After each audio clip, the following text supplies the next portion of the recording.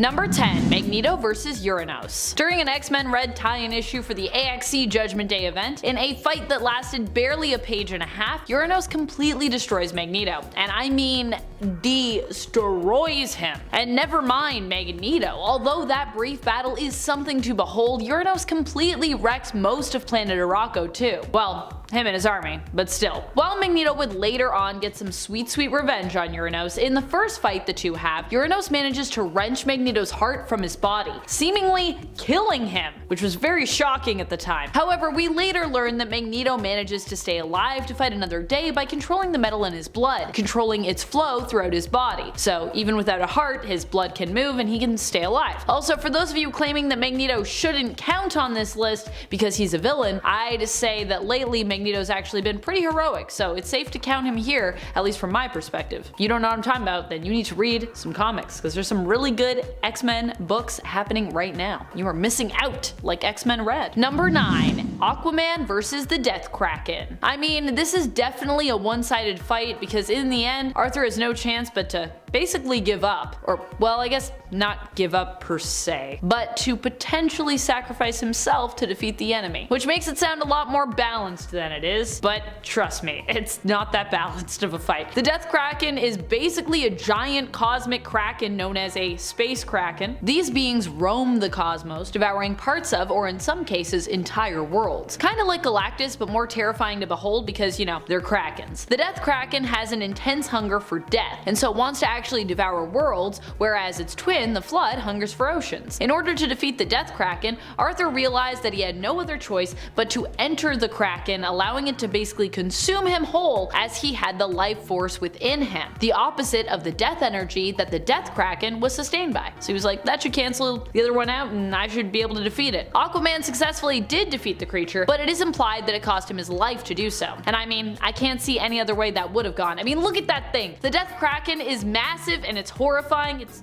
gigantic. I mean, that feels just like a very uneven fight, just seeing those two beings together. Number 8. Batman vs. Wonder Woman. It just goes to show you that although Batman is super skilled, prepared, strong of body, mind, and will, it isn't enough to rival the might that is Wonder Woman. In Wonder Woman, the Hikatea, Batman attempts to apprehend a woman wanted for murder, but is blocked from doing so by Wonder Woman, who is tied and bound to that woman, Danielle Wellies, who is called on the right of Hikatea. Performing the ritual correctly means that Danielle has Diana's protection, in exchange for her servitude to Diana. However, not only does Batman fail to beat Wonder Woman in combat to get Danielle from her, but he also fails when he tries to also use the same ritual to get Wonder Woman's protection. Yikes!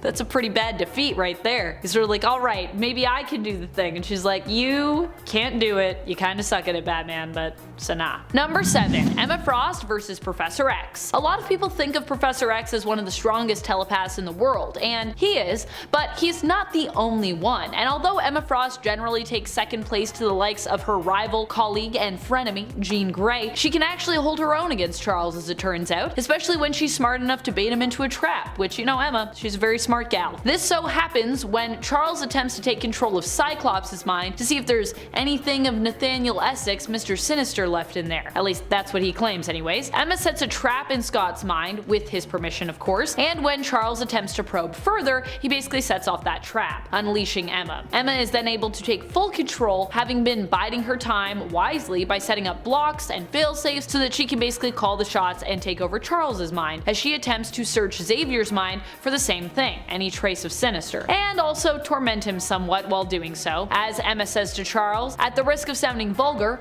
I own you, which, yeah, she kinda did there for a second. Number 6. WORTHOR vs. Mangog. Mangog in general is just completely nuts when it comes to his power levels. There are less that are actually able to stand up against him in comparison to the number that he's decimated at one point or another in the comics. I mean, yeah, only a few people can do that. But one of the heroes who got it the worst was probably WORTHOR. WORTHOR ended up being confronted by Mangog and being classified as a god, and was absolutely decimated by him as a result. Issue number 701 of Mighty Thor showcases a brutal fight between the two when Mangog comes looking for the rest of the Asgardians and only finds War Thor. He even manages to completely destroy War Thor's hammer, which is super sad. Also then, of course, War Thor gets destroyed because no hammer, no War Thor. Number 5, Professor X versus Cyclops. I mean, this fight could easily be very one-sided, possibly going either way depending on who was writing and depending on where these characters were. But this one was really one-sided because it ended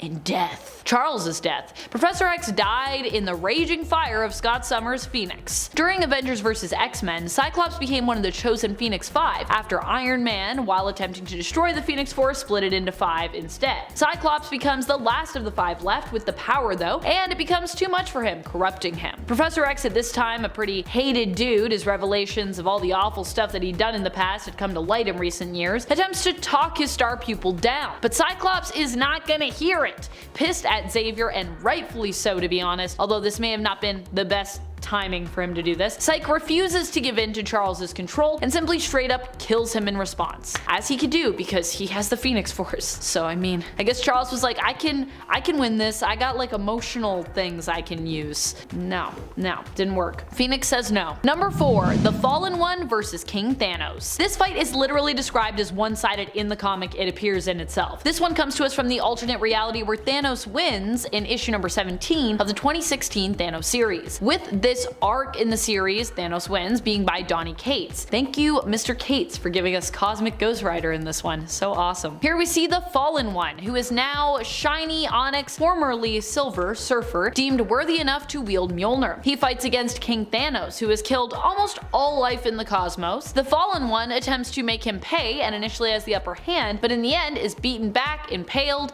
and torn asunder before being pulverized. And he also loses his buddy Hulk, so it's really sad. Number 3, Batman vs. the Joker. Not just any Joker either. For this point, we are talking about Emperor Joker. This is an extremely powerful version of the Joker who gets 99.99 of Mr. Mixie's Pitilix power after tricking him out of it. Mr. Mixie was going to give Joker 1%, but he got swindled by the jokester because of course he did. The Joker uses his newfound power to do a bunch of nasty things, but one of which is basically tormenting Batman on a daily basis before killing him each and every day, only to resurrect him the next day, bringing him back so he can do it all over again. The defeat is actually so traumatic for Batman that eventually, when Superman does find a way to beat the Joker, restoring the world to normal, Superman is actually forced to take Batman's memories of the daily torment from his mind. Otherwise, Batman would have been unable to operate as a hero or really a person, as that entire experience broke him. Also, you know something's bad when it breaks Batman. He's a pretty unbreakable guy normally. Number 2, Green Lantern versus Batman and Robin.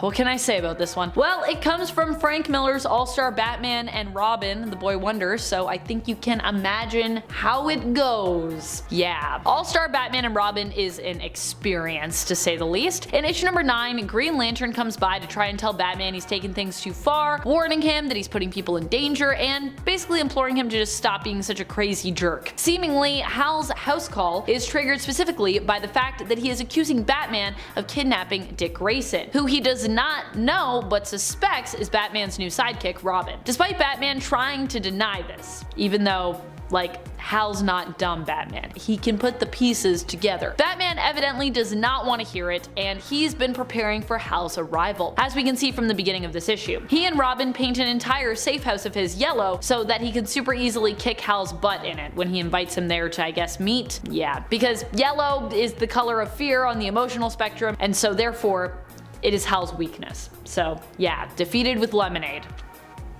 I don't know. Number 1, Green Lantern versus Batman. A lot of times Batman gets the final say in these Green Lantern fights. For this point, we are not talking about Hal Jordan though, but instead everyone's favorite Lantern, well, at least some people's favorite Lantern anyways, Guy Gardner. Guy Gardner is a Green Lantern who's been known to get on his teammates' nerves. At times, his cockiness is a little too much for his fellow heroes, which may have been the case when Batman referred to him as a mongrel. But of course, Guy did not take such an insult in stride. In response to this, he challenges Batman to a fight he is sure to lose, unfortunately. Batman accepts the challenge and knocks him out in one punch, which comes back a few different times in the comics. It's a pretty memeable and hilarious moment, to be honest. It's important to keep in mind that Guy, isn't using his ring in this fight, although he didn't get much of a chance to, even if he wanted to do that. As Mr. Miracle says, "I'll say this for Batman, he's efficient." Just one punches Guy Gardner, oh boy. Number 10, Iron Man vs. Squirrel Girl. I love how even during Doreen Green's very first appearance, she earned her title of being unbeatable. The very first time we meet Squirrel Girl, she's attempting to impress Iron Man in the hopes of earning a place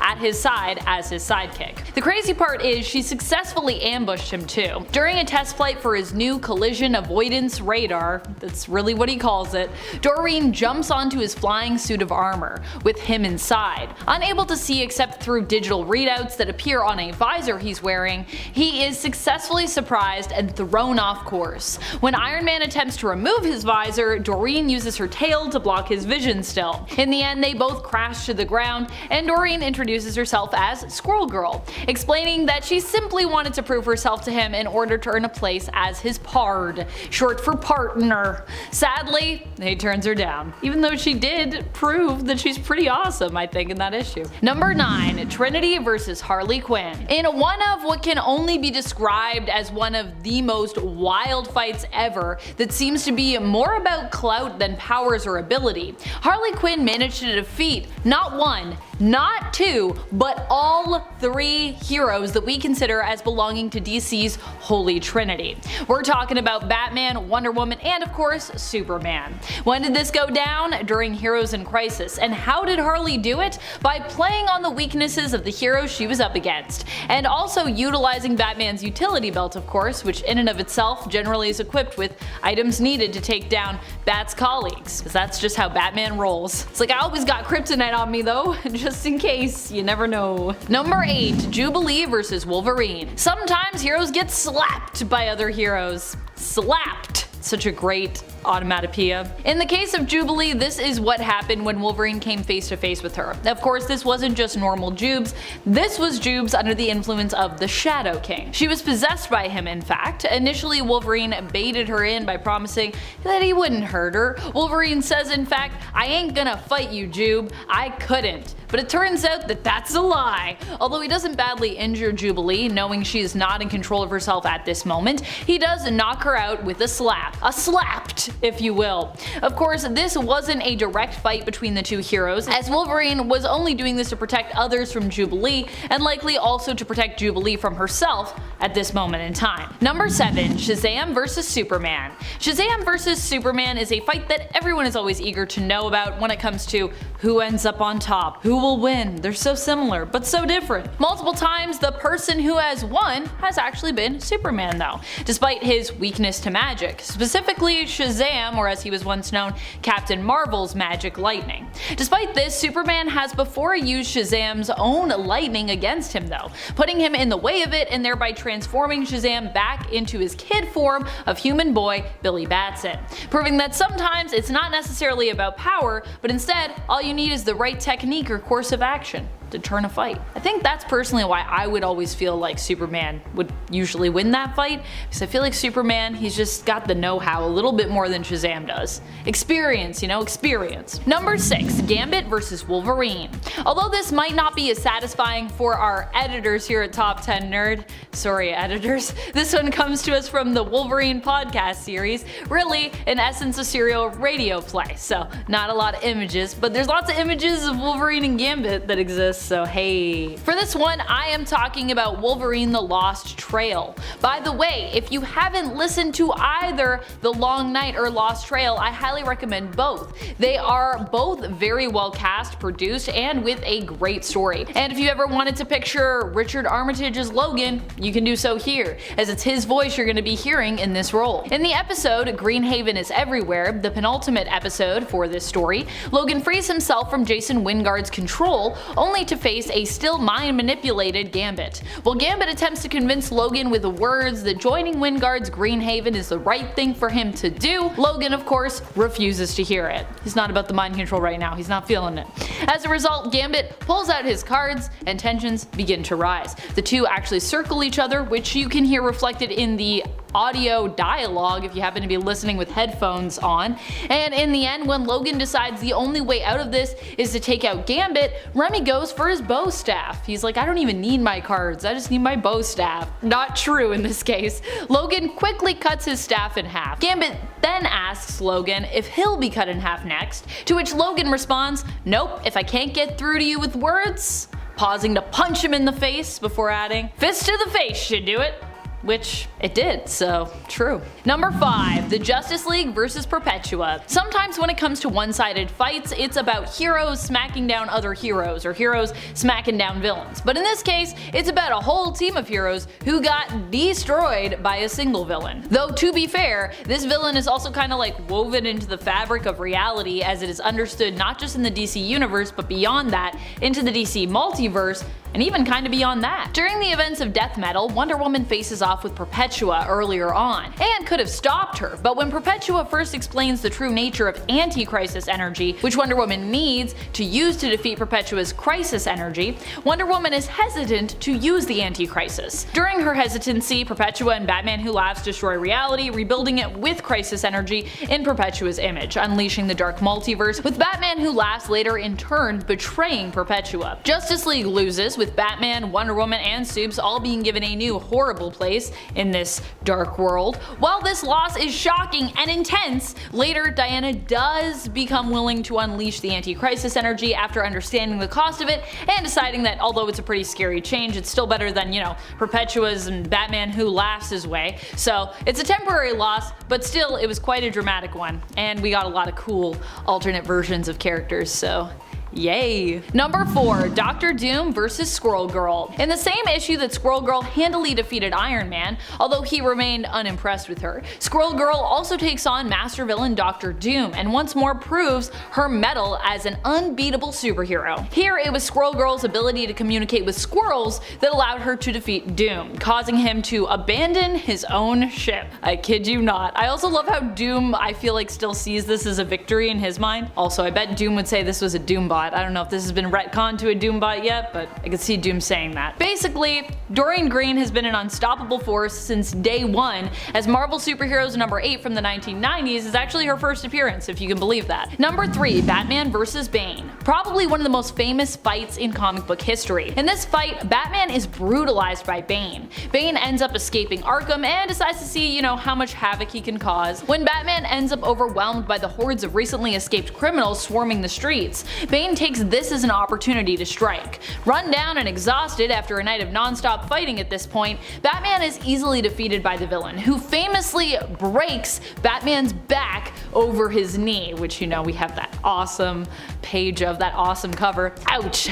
Bruce Wayne's Batman would return from this, but it would take him some time to heal. As you know, does happen if you break your back, which you can heal from. It is possible, but it's not super easy to do. Number 2. Wolverine vs. Punisher. And maybe one of the most controversial of one-sided fights of all time, we see two heroes fight against one another, both who generally use less than heroic methods for getting things done. However, one of them still seems to be called a hero on the regular, that being Wolverine, while the other is often relegated to a different category, that of anti-hero, that being Punisher. It's kinda interesting. The two originally were kind of working toward the same goal here, but when they both differ on the method of like how to deal with the situation, Wolverine ends up getting pretty humiliated in the ensuing fight, with Punisher even at one point steamrolling Logan. And that's after he does a whole bunch of other awful things to him, some of which I can't even say. That's how bad they are. Number 1. Joker vs. Superman. Can we even call this one a fight? It's kinda just like straight up murder, really. Although maybe rightfully executed murder? I don't know. I don't think murder's ever really right. I guess it also depends on which side of this conflict you feel you're on, though I think by the end of Injustice, pretty much all of us are on Batman's side, right? No? Yes? I don't know. Let me know your thoughts in the comments. But back to the fight at hand. This one obviously went down in the alternate reality of Injustice. Here, Joker and Harley Quinn end up manipulating Superman into killing Lois by making him think he's fighting Doomsday. In doing so, they not only have killed Lois, but also her and Superman's future offspring, and all of Metropolis gets blown up too as well. Unsurprisingly, Superman does not take this very well, and when they get Joker in an interrogation room, Superman ends up cracking under the pressure of Joker's unrelenting grin, killing the Joker in cold blood. Because that's what would probably also happen if the Joker came up against Superman. Well, just saying, if Superman wanted to at any time, he could just pretty much end that. Number 10. Magneto versus Red Skull. Magneto and the Red Skull are on opposite sides of history. Magneto grew up in a Jewish family living in Germany during World War II, and we all know Red Skull and Hydra's stance in World War II Germany, so it's safe to say that these two villains would almost never get along, right? In Acts of Vengeance from 1989, Magneto and Red Skull were actually temporarily united, but it's really important to note that Magneto was unsure whether this was the Red Skull that aided Germany in the slaughter of his people. So Magneto confronted him, and Red Skull confirmed that he was indeed the original. It didn't take much for Magneto, the master of magnetism, to overpower the Skull, but unlike what you might think, Magneto does not take his life. Instead, Magneto leaves the Skull isolated in a stripped down fallout shelter 20 feet underground. He removed the ladder from the escape hatch, gave him 10 gallons of water, took out his homing transmitters, gave him no food and no light, just water, air, and his own depraved thoughts. Number 9. God King Doom versus Thanos. 2015's Secret Wars has Dr. Doom receiving the power of the Beyonders at the conclusion of time runs out. The Latvian dictator is able to save reality from complete destruction at the hands of the Beyonders, stealing their power and merging all reality into a place called Battleworld, which he rules over as God Emperor. A few characters show up on Battleworld with their full memories intact, and they try to stop Doom and put things back to normal. One of them would be Thanos. Thanos, being the smug mad titan he is, decides to challenge Doom and refuses all of Doom's offers to work with him. So in one quick movement, Doom plunges his hand into Thanos' chest, grabs a hold of his spine, and turns his body to ash, leaving one of the most amazing comic panels ever. Number 8. Joker versus Alexander Luthor Jr. The Joker has a special something that just no other villain can really stand up to. What is it? Popularity. People love the Joker. This magic word, popularity, allows the Joker to beat out other villains that in the real world he would never be able to take down. It also allows him to save the day on occasion. In 2005's Infinite Crisis, Earth 3's Alexander Luthor Jr. attempts to remake the multiverse into one perfect reality. Perfect for him at least. By the end, well, he fails, but he finds himself cornered by Lex Luthor and Joker of New Earth, which is the mainstream continuity. Joker pretty ruthlessly scars Luthor Jr. with acid and then brings his life to a sudden end with a bang, and it was all because Alexander didn't include him in his scheme in the first place. Number 7. Joker versus Simon. Yes, it is the Joker again, and guess what? He will appear later on as well. But I also hear you asking, Adam, who the heck is Simon? Exactly. That's my point. You think that the infamous Joker is going to fall to a guy named Simon, who most people haven't even heard of? Simon is a villain of the Teen Titans who has vast telekinesis and telepathic powers, and he is also the leader of the Fearsome Five. But in Salvation Run number 2, he is a member of the new Injustice League when a bunch of villains get exiled to an alien world. He attempts to convince his fellow supervillains that escape is impossible, and then proceeds to lay down plans for beginning a new civilization, only to be very abruptly interrupted by the Joker, who runs up and smashes Simon's brain in with a rock repeatedly. Like I said, it was very abrupt. Number 6. General Zod versus Captain Boomerang. Never put a captain up against a general. It will not go well. In 2016's Suicide Squad, in literally the second issue, Task Force X are sent on a mission to Russia to retrieve or destroy an unknown device. Turns out that device is actually a portal to the Phantom Zone. Rather than leave it be, Captain Boomerang approaches the portal and is literally incinerated down to his ankles instantly by none other than General Zod, who was trapped inside only to break free. I doubt the Boomerang guy would have been able to help much in the squad's fight against Zod. Honestly, it's a miracle any of them actually survived at all. Number 5. Venom versus Sandman. In Peter Parker's Spider-Man Volume 1, number 16, Sandman took to reforming the Sinister Six to go after Spider-Man. Now, one of those six was Eddie Brock, aka Venom. Being the villain he once was, Venom betrayed Sandman and the two got into a fight. Things quickly take a turn for the violent and chompy as Brock/Venom takes a huge chunk out of Sandman's body, causing Sandy to destabilize and break down, unable to stop himself from dissipating into a nearby storm drain. It's a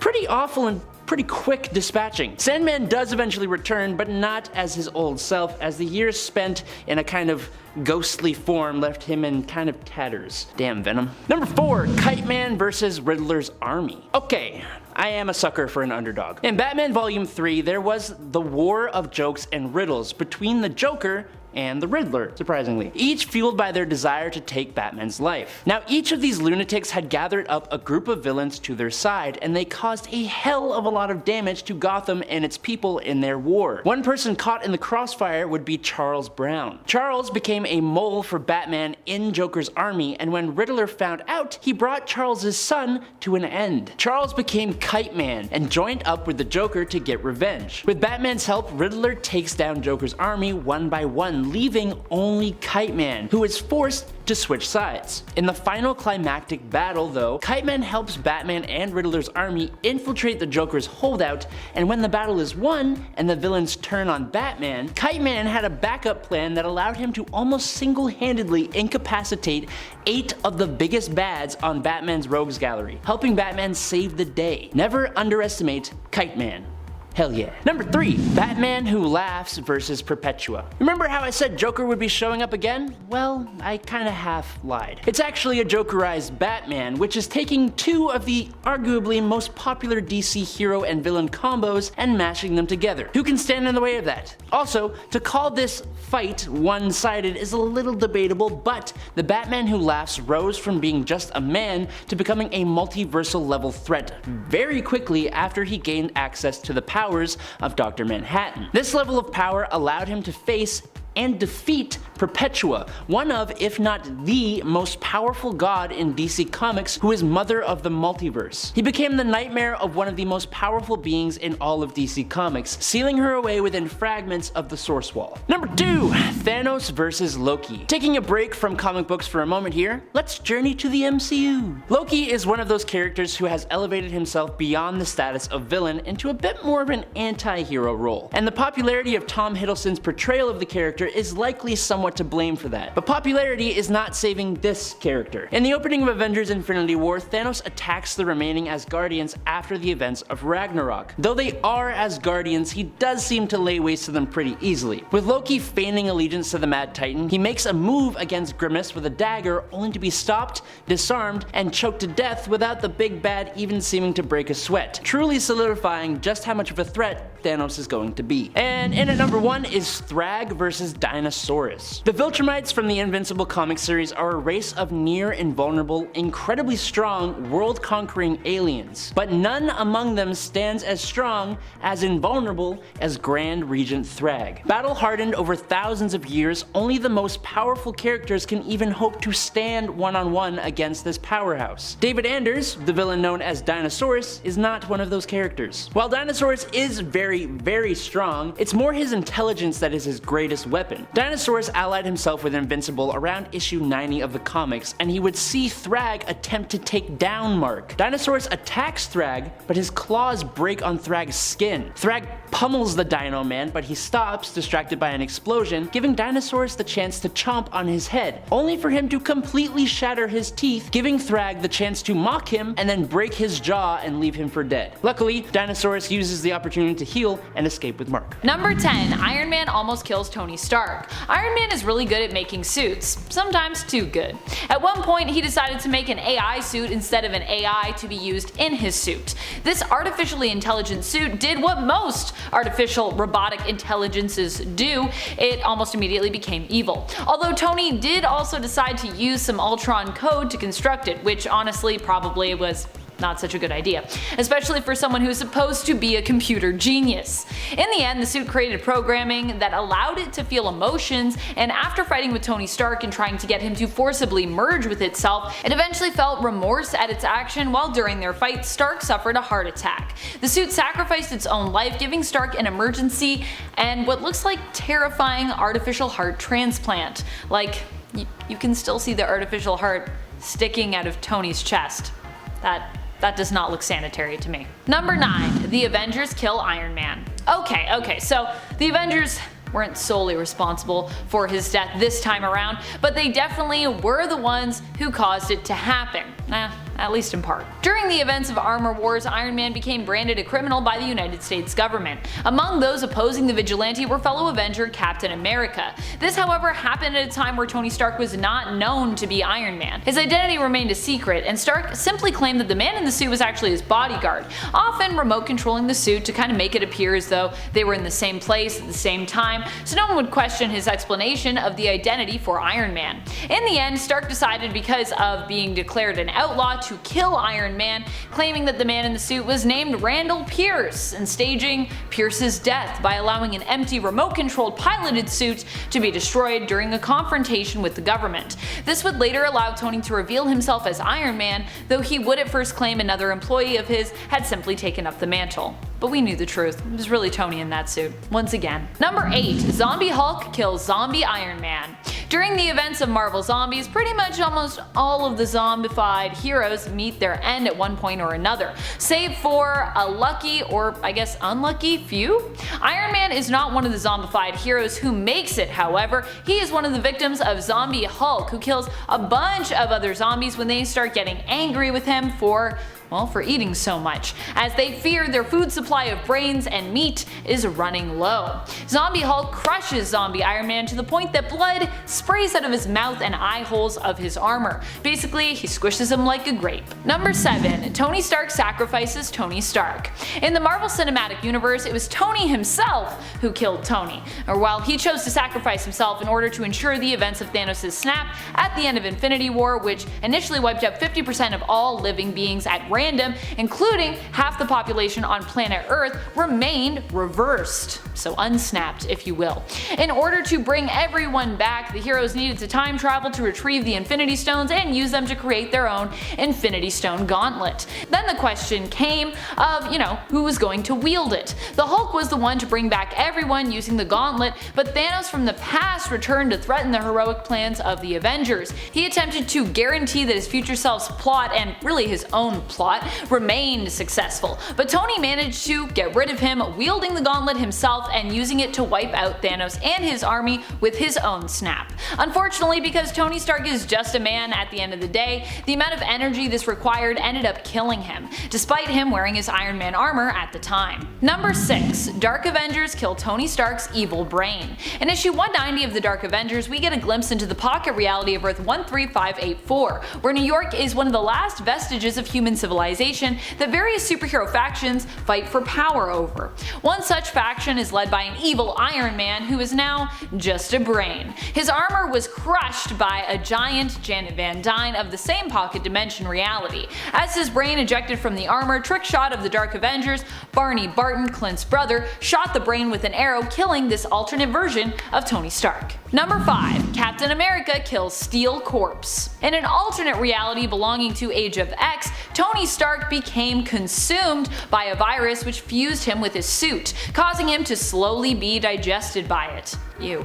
Formerly known as Iron Man, Tony adopted the mantle of Steel Corpse following this, which he thought was more appropriate considering, he was basically just a corpse in an armor. He joined the Avengers team in their mission to exterminate mutants, but when they decided to rebel against their mission directive, saving mutants instead, an emergency override system caused Stark to be unable to follow suit with the rest of his teammates. Stark told Captain America to save the mutants they were targeting, which he knew meant that Cap would be forced to kill him. Number 4. Captain Marvel kills Tony Stark. During the events of Civil War II, we saw Tony Stark's Iron Man and Carol Danvers' Captain Marvel butt heads over what the best decision would be when it came to using or not using the Inhuman Ulysses' future vision. This all happened after Carol had been attempting to fight Thanos, whom Ulysses had predicted would return, and during the fight Rhodey, aka War Machine, was killed. Carol was for using Ulysses' visions to prevent possible catastrophic events, whereas Tony was against punishing or arresting people based solely on Ulysses' visions, which he thought might be flawed. The Civil War ended with Carol seemingly killing Tony, though it was later revealed he was still alive but in a coma, and then of course later on he woke back up and he would actually even come to forgive Captain Marvel. And now they don't really talk about the fact that all happened. Number 3. Steve Rogers kills Superior Iron Man. During the events of Time Runs Out, as a final incursion threatened the very existence of the entire planet and universe, Superior Iron Man and old Steve Rogers came to blows. They were fighting about the controversial actions of the one secret organization of brilliant minds known as the Illuminati. Also, Superior Iron Man is just kind of a jerk, so it makes sense that Captain America would be like, I'm gonna fight you, you're evil. Captain America had declared Iron Man and the Illuminati enemies due to their actions, and as such, the two heroes and former friends had come to blows over the argument. Just as the world was about to end, these two fought each other to death, both being taken out by a helicarrier during their fight in their last moments before everything reset. And then Battleworld happened. Woo! Number 2. Young Tony Stark kills older Tony Stark. During the events of The Crossing, a wildly crazy story, it is revealed that Tony was a sleeper agent for Kang the Conqueror, who we later found out was actually a Mortis in disguise, posing as Kang. Evil older Tony kills tons of people before the Avengers attempt to stop him by bringing back a younger version of himself from the past who they hope can help to stop their Tony. This didn't quite work out as they planned, but in the end, older Tony and fake Kang were defeated when older Tony, inspired by younger Tony, decided to sacrifice himself, switching back to the side of the heroes right before he died.